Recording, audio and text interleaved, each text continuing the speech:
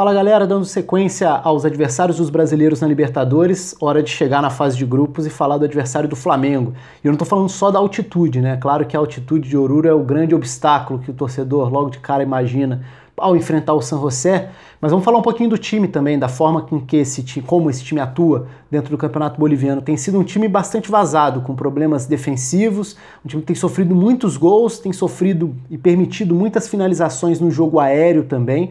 Tem agora a chegada do Lamp para ser opção no gol, então existe uma indefinição sobre o goleiro. O Lamp, em tese, foi contratado para jogar, pode ser que ocupe essa titularidade do Domingues, que era até então o goleiro titular. Mas falando da estrutura de saída de bola, pelo lado esquerdo, o Jair Torrico é um lateral que centraliza muitas vezes a jogada, então não é um lateral que busca a linha de fundo. A saída acontece muitas vezes por esse lado esquerdo, mas com ele armando por dentro. Então ele vai se aproximar muitas vezes do Didi Torrico, que é o volante nesse caso, o cara que tenta participar um pouco mais da distribuição das jogadas, enquanto pelo lado direito, aí sim, o Juárez é o lateral mesmo, sem mudar muito esse posicionamento, e a questão está mais na composição dos meias. Qual é um risco que o San José pode gerar aos adversários?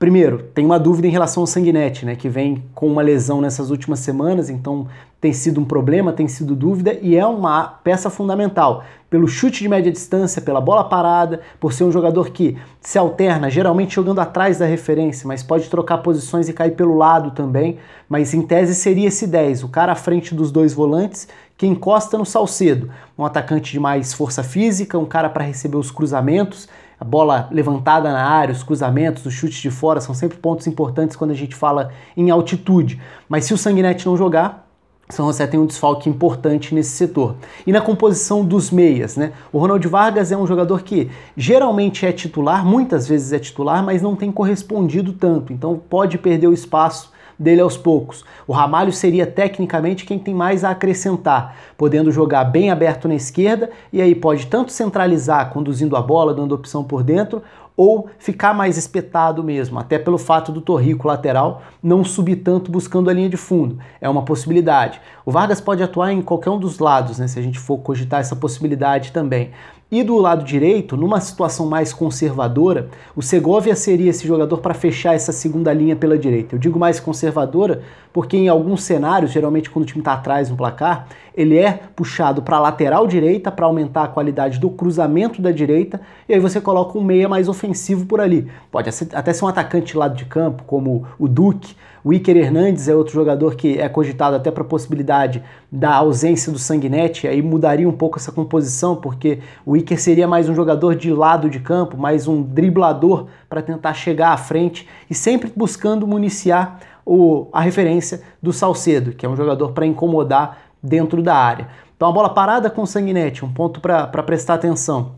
Outra questão no chute de fora da área, se tem o Sanguinetti, tem o Marcelo Gomes, que é um jogador já mais veterano, então é mais difícil imaginá-lo começando os jogos, até pela questão da minutagem em campo, mas costuma entrar durante a partida e aí vira uma arma de segundo tempo como um cara com chute de média distância, com chute de longa distância, que é sempre uma dor de cabeça também. Enfim, são algumas das alternativas de um time que quase sempre utiliza essa linha com 4 bem definida na defesa, só com esse detalhe do comportamento do lateral pela esquerda, muitas vezes centralizando com a bola, mas sem a bola, linha de 4 mesmo. Nesse comportamento defensivo, o time tem sofrido, ou sofreu muitas vezes já em 2019, com algumas perseguições mais longas dos seus zagueiros. Então é o zagueiro que sai para dar o combate no atacante que se movimenta e deixa a linha exposta, um buraco ali atrás.